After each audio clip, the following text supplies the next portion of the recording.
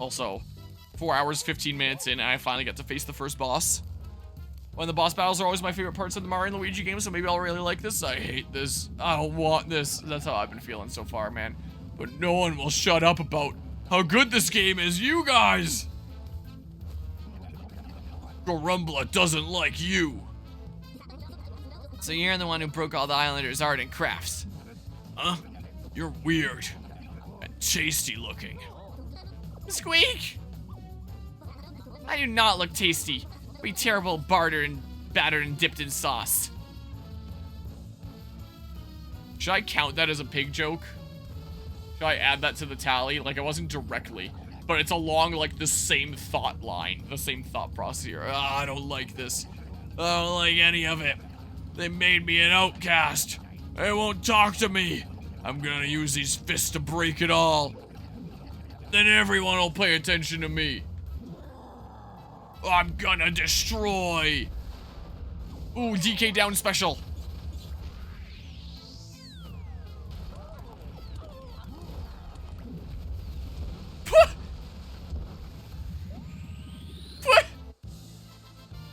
Okay.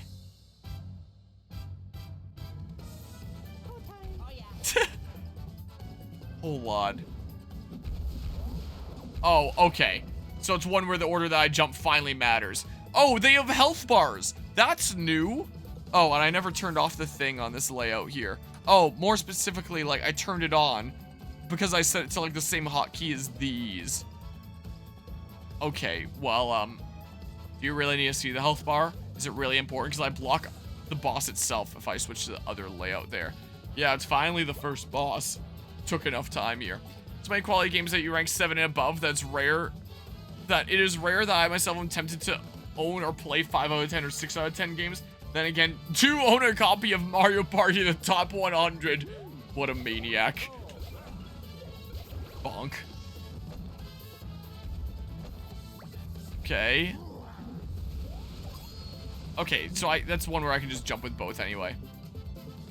I'd have to, like, I guess I can move it back perfectly. I try to not mess with these layouts to keep them consistent, because I worry about getting things, like, back to the exact position they were in before. At least with this layout. I guess this layout, it's not that big of a deal, because, like, it's perfectly in the corner, so it's easy to get it back to perfectly in the corner again. Dang it, I keep pressing B. Okay. Bonk, right in the face. Why doesn't he just put one hand on each place? Whoa, okay.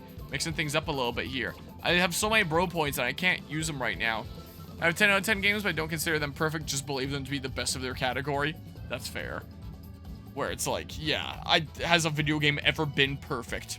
Well, apart from Skull and Bones, at least. Like, come on. When it comes to liking a game, very partial to it. While not liking games, mostly impartial and try to score it fairly. Like, you don't enjoy Factorio, but think it's a good game, but just not for me. Yeah, I get that feel with some games. Like, that's the way that I am with Animal Crossing, for example. Also, it's interesting to have a health bar on the boss when I don't think any other Mario and Luigi game has had that. You just have to keep wailing on them until eventually you win. Okay, I wasn't sure when that was going to be. You just keep wailing on them until eventually you win. And in the case of things like Partners in Time, you gotta keep on going for who knows how long before it ends. And that was part of the suspense in some of the other games. It's like, oh, I've got to be getting close now, right? Right? But honestly, I kind of like having health bars and not guessing. And in cases like Partners in Time, I really wish they had health bars. Just because, like, it took so dang long in that game. Like, the health bars of bosses in Partners in Time, at least in the US version, is so absurdly ridiculous. Like, it's gotta break some sort of treaty. Like, it's a cardinal sin. Skull and Bones is something that shouldn't have released, but unfortunately it had to. Well, good old Singaporean government, huh? So me thinking 10 out of 10 game is probably Tales of Rise's game. I mean, not including the terrible DLCs. Apart from, like, the epilogue one, because that one was actually pretty good. Not perfect, but, like, it was pretty good, and, like, an actual good expansion with, like, a lot of content. But all the other stuff, yeah, I get you. Why must you do this to us, Singapore? Why would you force such an eyesore to be forced upon this world? Figure something out, Luigi? Now, we have Singapore to thank for that.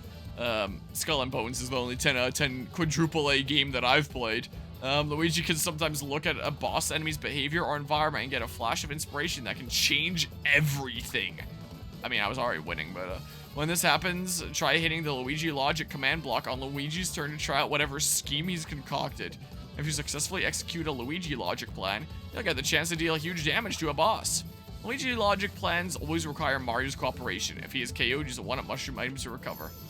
Okay, not including that blog. Blog was a 9 out of 10 for you. I feel like most of it was pointless. It was good, don't get me wrong. But I feel like it was unnecessary. Yeah, it did absolutely feel like something extra tacked on after the fact that didn't really expand on the original in new ways. I did like some of the ideas that it was playing around with, like Alphen maybe regretting having saved people when he's losing his faith in humanity. I liked aspects like that. But I can't even remember the new character's name. Wait! Hit the block back.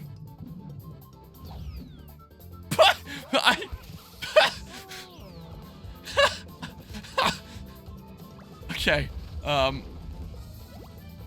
well, never mind.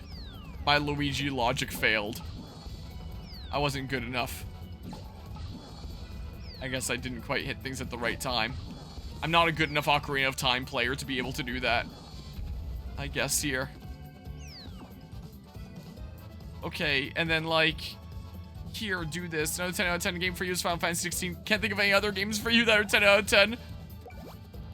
Not Skull and Bones. What about Roller Coaster Tycoon World? That one is so dang good. Gosh dang it. Okay. Learning the timing of things here. Luigi logic. I keep on pressing B. Alright. Yeah! Don't have any 10 out of 10s. Not even Skull and Bones? Oh? Yeah, the charm of stuff like that is very Mario Luigi-esque, and I very much like that, I will say. Okay. Ooh, critical. Are they like guaranteed criticals here or something? What's going on here? Here, do this. Yeah, I guess it's guaranteed criticals after you hit them with the Luigi logic. Interesting. But yeah. Never play those games, so you can't give your rating on them. Oh man, but they're so good. Dragon Quest 8 is a 10 for you, but definitely not everyone's taste. Many games that are 10 out of 10, what would they be? If I'm talking about 10 out of 10 being like perfection, then I wouldn't have any. But I'm talking about like games where it's like, oh yeah, that is like an absolutely outstanding, life-changing video game right there. Pokemon Mystery Dungeon 2 and Super Mystery Dungeon, so 2 and 4. Xenoblade Chronicles 1 and 2. Definitely not 3. But 1 and 2 for sure. It took so long to get through it, but honestly, Persona 5 now. Like, there are so many games that people tell me are like 10 out of 10 masterpieces. I gotta play them one day. Like the Nier series or Okami, and I get to playing them. I'm like, wow, I actually didn't really like that all that much. But the game that I just said, what the heck was it? Why is my brain malfunctioning here? Persona 5. I was told about Persona 5 for so long, and I eventually played that game, and after playing the story through, I really appreciated, like, a lot of the, nuanced parts of it, and I was like, wow, that was really good. So I'd honestly put Persona 5 up there. Hello, Lazy Zach, how's it going? Have you played any of this game by chance? What are other games I'd have up there? They're at least some of my all-time favorites. Probably Assassin's Creed Black Flag. That game is so good! I love Assassin's Creed Black Flag! Picked up Mario Party today. Oh, nice. Want to hop into some Mario Party at some point here? But yeah, perfection isn't possible, only just get better. That's not a bad thing, you just love the ability to improve. Yeah, absolutely there. But yeah, Persona 5 I'd honestly have up there. That one was really good. I don't know. I don't know what else. I'd have to like really think about it. But those be some of my favorite games there. I would pick your top 5 favorite games of all time though. What would they be? Whoa. Honestly, Pokemon Mystery Dungeon, like in no particular order, it'd probably be Pokemon Mystery Dungeon 2 and 4, Xenoblade Chronicles 1 and 2. What? I swear I pressed the jump button a second time there, but like, Okay, weird.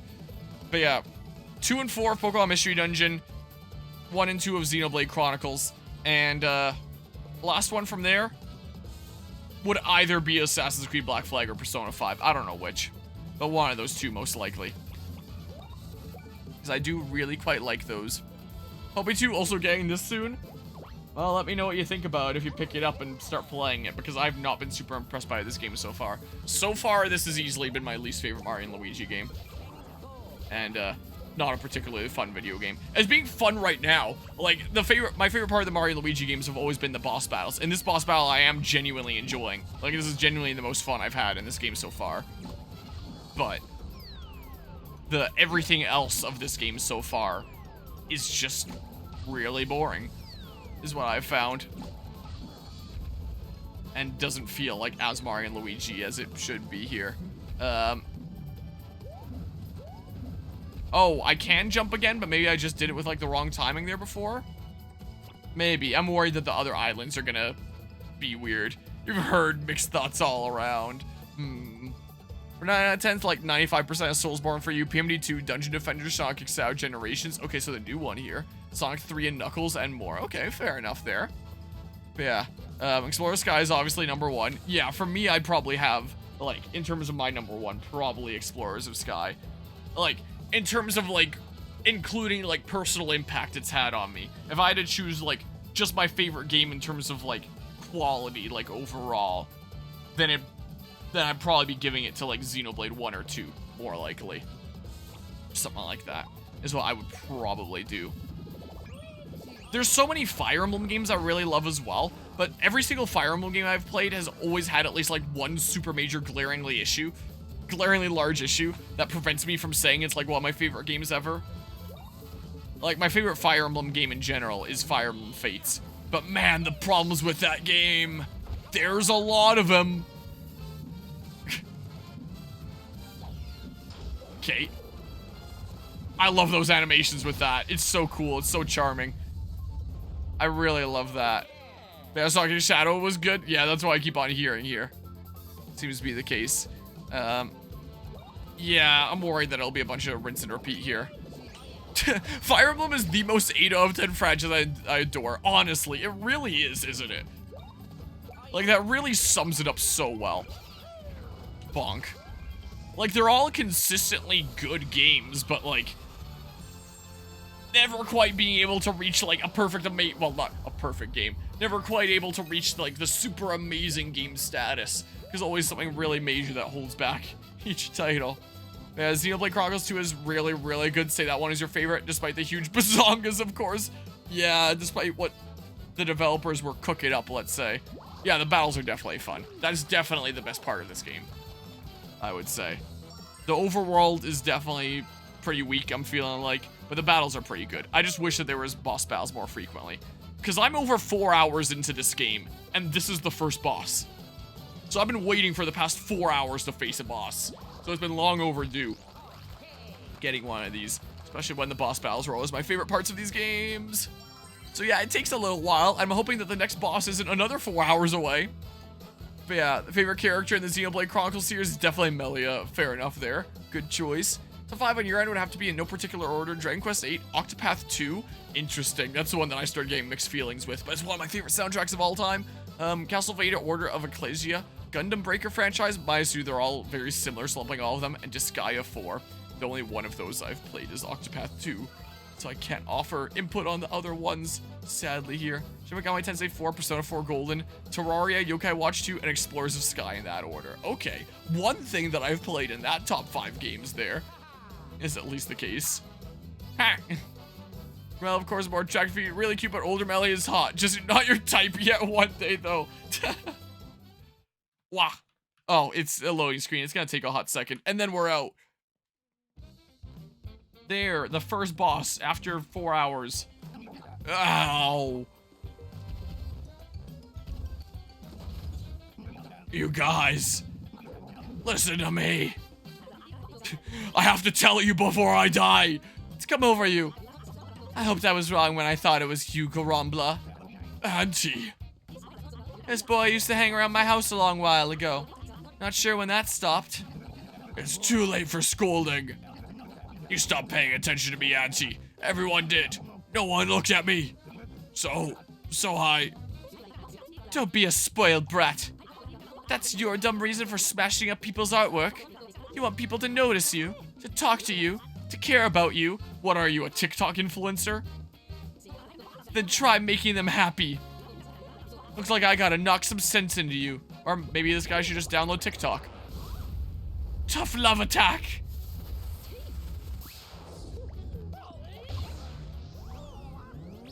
So, are they actually related? Because he didn't look like a socket person. Sure didn't look like. I think he used to be such a good boy.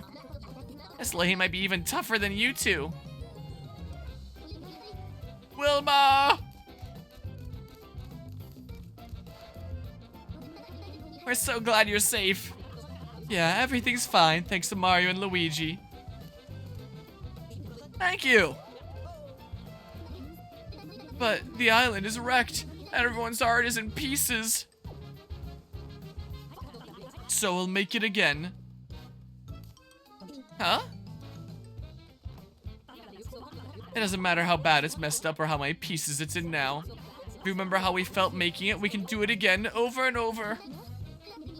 Man, I don't want that to have to happen in this playthrough. I lose my save file, then I have to do it over again and remember what I felt the first time. Just like she said, yeah, you're right. All right, let's work together and make our island beautiful again. Woohoo! Yay. What? Why is it upgrading now? There's no new connection. Why is it like stronger now? Oh, let's just send the beam across the ocean after I use my relic fragment to find the way to the hidden land. For some reason, defeating that boss is what makes that available. Separated currents have been reconnected. Okay, so I can keep on going here. Good old plot convenience, yeah. Gotta say, though, you two came through where it counted. Maybe you really can fix Concordia back up again. Fingers crossed, anyway. Oh, this is gonna be like a little bit of a hint about main big bad. Look at the Lego minifigure looking feet on that bird. Humph, I suppose I should tell X about this incident. He and the others will be wanting a full report. Is that our main big bad? Is X? Come on, let's beat it back to Shipshape Island. You can use this if you want a shortcut. Wait. What? Pokemon game moment. I owe you two for putting an end to all that drama. You got the return pipe. It'll take me directly to the star. I assume I can access that anytime I'm on menu. That's nice. It's a nice quality of knife thing. This is the easy part. It's only gonna get tougher from here, please. This return pipe will let you warp to the islands where Connectar is flowing. Hey, that's handy. We can go straight to Shipshape Island now. And guess who made it? A hint, me. I'm building a Make-It's mom after all. I can build this stuff in my sleep. Yeah, let's use it already. Just press the R to use it. You two take care, okay? Okay, I don't even have to access my menu. It's gonna confirm to me, right? There's no way I accidentally misclick ZR and then, okay, good. Oh, and you can go to other islands too. That's pretty cool. I like that. Also, during that last cutscene, Guzma gifted out another sub. This one's a Lazy Zach here. I appreciate the gifted sub there, Guzma. And Lazy Zach, welcome on into Team Harmonic and enjoy the emotes and sub badge and stuff there. I appreciate the gifted sub, Guzma. I don't think it's gonna be Bowser again because this game is an isekai. Like, we went to a whole nother world. And it looked from the opening cutscene like Bowser was probably pulled to this world as well, so I doubt it's him. But yeah, let's see here. Have I missed anything else here? This is the first game under new devs, so hopefully they learn from the mistakes of this game and get another chance in the future. Yeah, hopefully. We shall see. It is interesting that it was, like, a choir that was, as was mentioned earlier in the stream, responsible for games like Octopath, which I generally really like. Was it? I don't remember. It's been so long since I played it. It could have been. I'm not sure. But, like, I know that that one was, yeah, caused by Bowser. Where he had, like, the Friendo and Antasma. The fated duo there. But I don't think Bowser had any Friendos to team up with this time. He seemed kind of confused in the intro, too. So I assume it's someone else. Hopefully not someone lame. Well, back to the Shipshape Island we go. Portrait mode for everyone that's used to that. Mario, Luigi, For everyone that spends too much time on TikTok. You saved Gorumbla Island. Why do I keep mentioning that platform today? A visitor from there told me all about it. But yeah, I was in the subtler animation that the banners in the background has your hat on it. Don't remember that, adding that in? Well, I guess that's just something that you probably did add in that case, because it definitely wasn't me. Misread ship shape as shit shape. We have to return to Shit Shape Island. It isn't much, but please take this with my thanks. What if I just refer to it as that from now on? But like anyone that doesn't have the context of this part of the stream is just gonna be like, huh, maybe he just said it like slightly funny without realizing that he did, or I heard it like slightly differently, and it'll just be constantly second guessing themselves about what I actually said. You know, the bros attacks red shell and green shell. To it. Shit shape would be if this game was made by Ilka. True. You know, practice bros attacks using Snoutlet School on the menu. Oh, so you can practice there anytime. That's cool. What's your problem with Octopath 2 that sounds aggressive? You alluded to dislike some of the things in it. I'm just curious. I feel like when I played Octopath Traveler 1, it was when I was still a pretty new content creator. If I'm on a beach hall, just give me a sec here. I thought you two might find it useful. I'll ramble about this when there's actual gameplay going on, so I can like ramble while the game is happening, as opposed to like putting a pause to everything completely when there's text going on. So I'll mention that all in a hot second here. We're seeing a shell that looks like those. Think anything's inside? Heaven knows what could be cooped up in that kind of shell. Glad you like him. Thanks a lot. Really? Did you hear, dear? Looks like Wilma's daughter is coming to Ship Shape. Coming, nothing. Look over there. Oh my. Maybe they'll live together again, mother and daughter under the same roof. Wouldn't that be nice? I think so anyway. Well, I heard the child hasn't even gone to visit her at home yet. Is that so? Oh dear. Well, I suppose Wilma could be a little bit intimidating. Why, didn't she silence a whole island with that thunderous toot of hers? Ah, we go too far. Oh! Yeah, Primrose do be pretty good. It's the stashes with the Flash, hey. You're asking if I plan on visiting Mom at home? I'm not going home in a hurry. Don't want to make Mom worry. Plus, the line between her love and her anger can be blurry. Sure, but you could at least show your face. You're so hot to bring me home to Mother. The least you could do is come with brother. Me? I got a job to do here. Update with puppy? With the puppy? I don't have a puppy. There's still no doggo update. But you say hi to her for me. Still looking. I'm owned. I'm going home. And it has been over a year now at this point since having a doggy around here. Back to Gorumbla Isle. Time to find my smile. Look me up if you'll ever be there for a while. Yeah, and that was about a month ago, and that one was adopted out. Oh, absolutely, I'm kind of worried for her.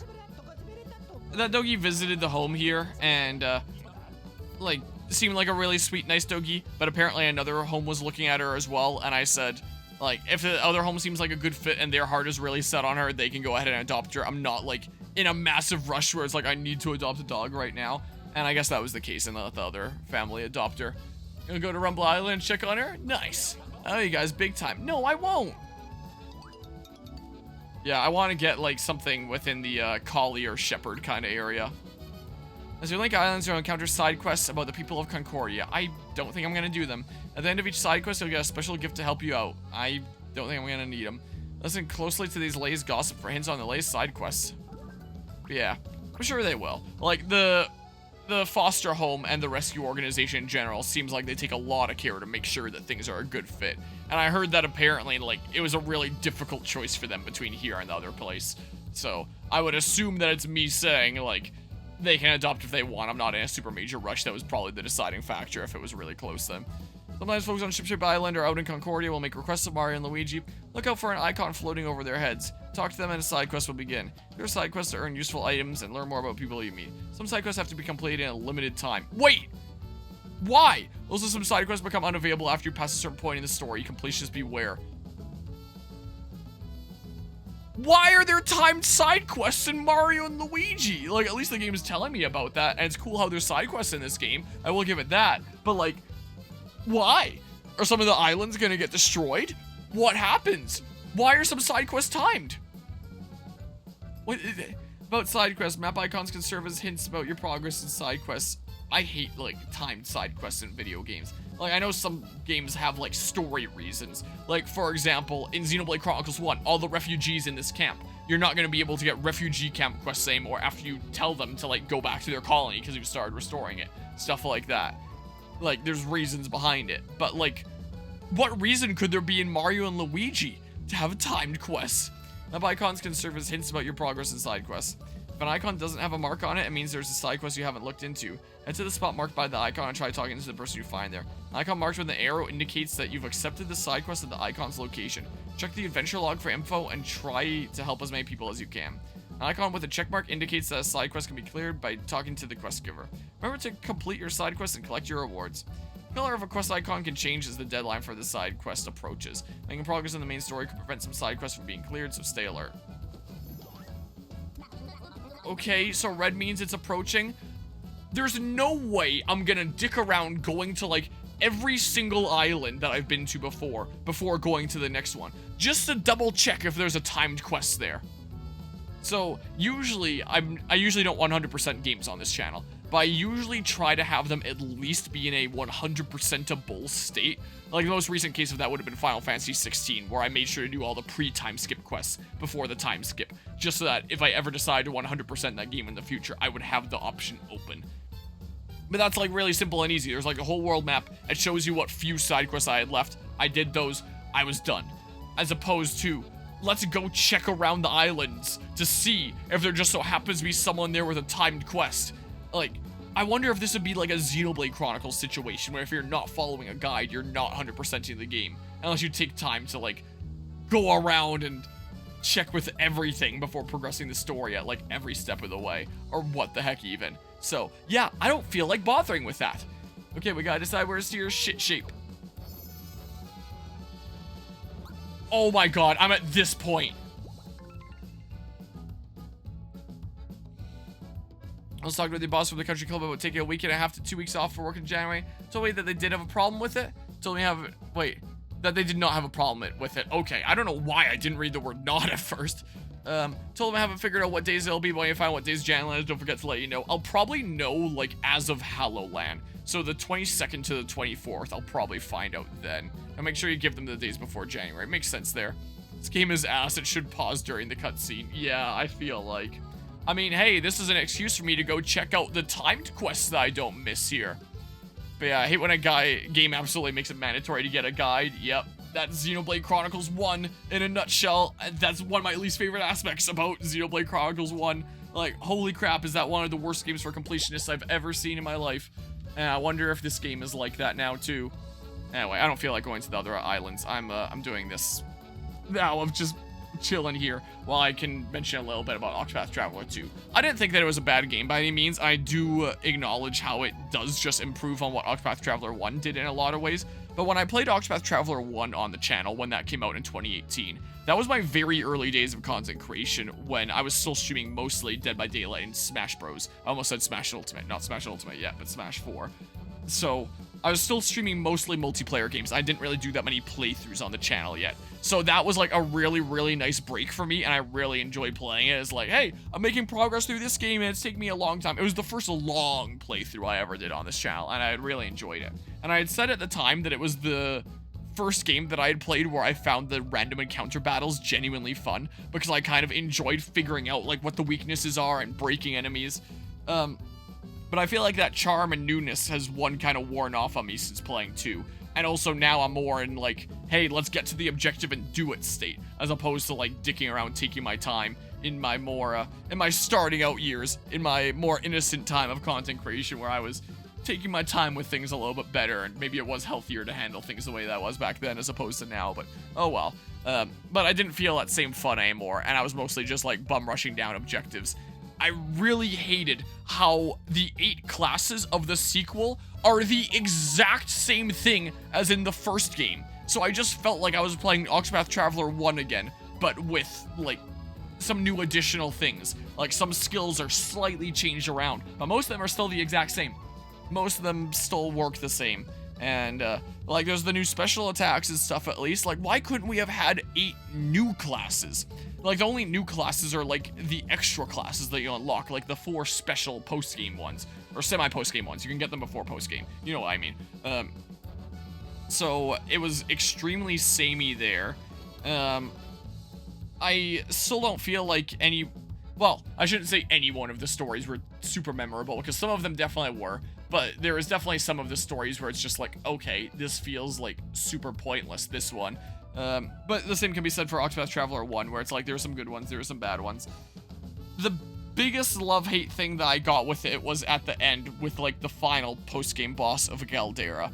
Because with Octopath Traveler 1, I made sure that I beat the true final boss of Galdera, and it frustrated me to like no end. The fact that you have to complete an 8-boss rush every time before you can reattempt the final boss. Like, that was such bad design. And the final boss in Octopath Traveler 2 isn't as nearly stupidly hard as as in Octopath Traveler 1. Like, V-Day was a lot more reasonable. And, at least initially. But Galdera is still like an optional like super post-game boss, and I was like, hey, I beat Galdera in Octopath Traveler 1, I should do it here too. And I've beaten this boss once before in Octopath Traveler 1, I should be able to do it here. I cannot beat that boss for the life of me. I tried for months. I maxed out the level of my party members. I tried all the best strats that I could think of multiple times, and it could not work. Even if I was doing like very similar things to Octopath Traveler 1, like they pumped up Galdera so insanely much that eventually I just conceded, and I was like, I'm gonna follow some YouTube guide of what someone did on YouTube, and I'm just gonna like follow exactly what they did one for one and see if I can beat it. And I tried that, and I would still fail. And I just got so frustrated at bashing my head against this boss for so long that eventually I was just like, screw this, I quit. Like, this is genuinely not fun doing this over and over again. Like, a challenging boss should feel hard, but not literally impossible unless you're doing like the one specific thing that might have a chance of victory there.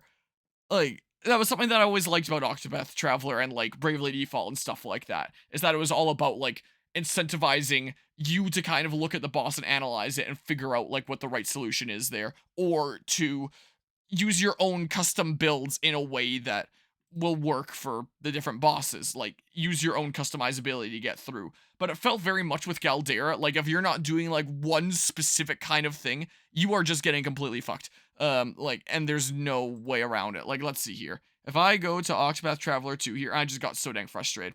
And then apparently I heard that later they made V-Day, the normal like final boss of Octopath Traveler 2, supposedly harder than Galdera was, and pumped up Galdera even more, and then put in like the travelers from the first game as like an optional, another like super crazy, ludicrously difficult boss. And I just did not want to bother with it anymore, so I just didn't keep on playing it. So my my Octopath Traveler 2 series ends on like a really unsatisfying and unconclusive part number of 129, because I was on Galdera trying this for how long? Okay, so it was just Vita that got pumped up. I guess I wouldn't know when I haven't played it directly. I just remember hearing that. A change of strategy, yep, and it still didn't work. Let's see here. So, did I try it before that point? Yep, so I finished so I faced him once, failed, did a super great grind. I tried for 2 more hours and still didn't do it. And then I beat like the rest of the main game. And then here's 4 more parts. And this is what, like 3.5 more hours of trying it after grinding even more after I'd like fully revised my team to be something that should be able to win. And I still couldn't do it. And I was just like, I'm done. I'm done. I can't. Like, I do like having challenging bosses in games, but that's not even challenging. It's like darn near impossible, and I got so infuriated. And I felt like if I keep on going at it, it would just be one of those situations where there's something that it feels like I'm struggling on and other people aren't, and people are gonna be like, oh yeah, it's really not that hard. You just need to learn to strategize. What game was it that that's something that people were telling me? I remember there was some game that people were telling me, you just need to learn how to strategize. I think it was Bravely Default 2. I'm just tired about hearing stuff like that, and I just wanted to quit. I was done. I just did not want to play the game anymore. Like, it was way too pumped up. But yeah, Vita has like 2 mil HP for phase 1. That is so ridiculous there. Sounds like your experience with Demi-Fiend, except you're just bad at SMT. But yeah, Galadera needed you to do nut trading. Oh, to like... Are those the thingamabobs that would enhance your stats even further? So you're saying basically had to do that to like raise your maximum stats even after you have reached level 99? Yeah, you shouldn't need to do that for a boss. It's ridiculous. You fought True Vita. True Vita is one of those things you don't do casual. You had to use the nuts to increase all your stats. That's so stupid. You need max stats for True Vita. That is so dumb. Like, I really dislike that. Yeah, option of battle 4 of the heroes from the first game too. Yeah, that was something that I mentioned. Most insane part is that they separate phase 1 and phase 2. Is that something that I did for V-Day there? Or you're saying for, wait. So the fact that they separate the phases in each of them more insanely difficult just in their imagine how hard it would be to do both phases in one attempt. Yeah. Vita is basically a level 100 boss fight. He is impossible if you don't. That's so dumb. That's just not good design. Requiring players to literally max their characters if they want to get on through. Like, I just really don't like that from a design perspective. So, Octopath Traveler 2, I did appreciate like some of the gameplay improvements and additions that just was like, hey, it's Octopath Traveler 1 but better.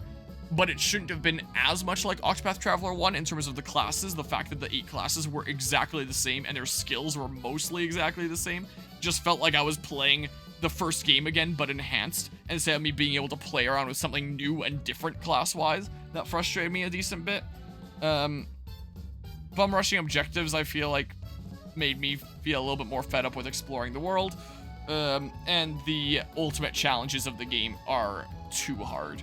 I always play games on the hardest difficulty on this channel, so like I'm used to experiencing things on like super hard difficulties, and most of the time I'll be like, okay, this is still feasible. It's very rare that I say like, this feels darn near impossible, this is way too hard. I think the most recent other case of that would have been Fire Emblem Engage Maddening Classic Fell Xenologue. Dear God, what were they thinking with that? Like, so there are other instances of that sometimes, but not super often. But yeah, big shockwave, he does that's 1,000 damage. He'll do that 9 times in a row. SMT5 makes it way easier to get specific skills on demons, so you're able to tune up the super bosses like Demi-Fiend, and to be honest, Demi-Fiend isn't that bad, but it has rules to it. Interesting. This is not as challenging as the final boss from Octopath Traveler Champions of the Content. Final boss is 7 phases, 7 phases. Well, but that's like a freemium thing, so like, you can always spend money and get like more characters that have more stars and then yada yada, so makes sense there. True Vidias, for a more ideal description, you'd much rather fight Galdera 500 times. That is so dumb. And it sounds like something that I do not want to touch with like a 10-meter pole. Like, I want to stay so far away from that. And at this point, like if another Octopath Traveler game comes out, I'd be like, huh, well, maybe I won't play it right on launch, maybe sometime later. Like, the state that Octopath Traveler 2 got me feeling at the end just has me like so pissed off at it. Killed him once and never fucking again. Yeah, understandable. Mario, Luigi, we have light shot of the Unitree. Kapew, do you see it? Yeah, it revealed the hidden land. Even better, it fixed the broken sea current. It looks that way, yeah. What was that light? Yeah, that light. It seems familiar. A great lighthouse, maybe? Yes, you're right. It looks like the light from a great lighthouse. So yeah, I wouldn't say that I dislike Octopath Traveler 2, and I wouldn't say that it's a bad game, but there are definitely some aspects of it that I strongly dislike, I will say, is more so what it is. Light from a great lighthouse, but why would it come from the Unitree? So I'd say I have a bit of a complicated relationship with Octopath Traveler 2 at this point. They've got to be connected in some way. What could it be? No amount need to ever make you go through that again, but recommend fighting the Travelers. I would, if Octopath Traveler 2 didn't get me so pissed off at the end at it. And like, I got so pissed off at that, it's like, I'm not touching this game again. Is honestly what it is. Like, it made me too mad. I'm too mad at the game to ever, like, rekindle that connection. Whatever the reason, that light seems to be showing us the way to go. That's what I think. Right. It's a safe bet that there's a great lighthouse somewhere in the fixed current. Plus, I won't remember how to play anymore, what's good or what my builds are, and yada yada. So if we can get that lighthouse working. And my builds are probably all messed up because I probably set them up to what some YouTube tutorial showed me to do for Galdera. That didn't even work. It's gotta show us the way to go again. So it's not even my builds anymore that are in there. The Great Lighthouse is full of enemies right now. What were you even doing at that lighthouse, Ark? Actually, when the land split apart, I got stranded with my dad on Rainforest Island. I was looking around at nearby waters. I saw the islands floating by one. Whoa, look, potential thumbnail there. I knew something bad had happened in Concordia. Why did the land break apart? I kept surveying the seas, trying to find the answer. Then one day, a dark shadow crept up on us from behind. By the time we noticed, it was already too late. Just like that, we were carried off to a great lighthouse. I saw it all, such strange creatures. After that, I don't remember so much. What about your dad? Oh, Hark. No need to worry. I'm sure Dad's fine. It's just... No, it's nothing. Forget it. Let's just get to the Great Lighthouse, okay? We'll teach those strange creatures a lesson, and we'll restore the Great Lighthouse's light. Wow, looks like Carvey is super boosted there. Did the math, final boss in Octopath Traveler. Whoa, I've really looped around, but hey. Champions of the Continent has over 7.2 million health. Nice. But yeah, when they get to a certain health threshold, they unlock their secondary job. That's kind of cool. But I'm still so ticked off at Octopath Traveler 2 that I've, like, vowed that I'm not playing it anymore. is the case here. My ex, right there. My ex game, Octopath Traveler 2. What? Was there multiple things here? Even though I just saw one on the map there, Floral Island.